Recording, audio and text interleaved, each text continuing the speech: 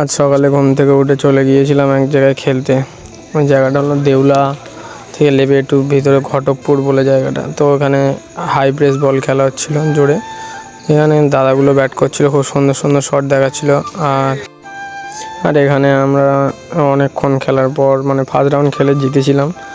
খুব কষ্ট করে, আমাদের কেউ ভালোই খেলতেই পারছিল না। আর যেহেতু আমরা মিডিয়াম পেস খেলি, তো এখানে অনেক জোরে বল খেলা হচ্ছিলো, তো আমাদের অসুবিধা হচ্ছিলো। আর এখানে আমরা দুটো ম্যাচ জেতার পরে আমরা সেমিফাইনালে হেরে যাই, গিয়ে থার্ড হই আমরা।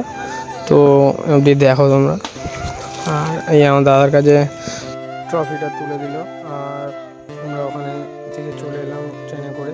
তো কিছু ফটো তুলেছিলাম ওখানে, দেখানোর টাইম হয়। তো এখন দেখে নাও।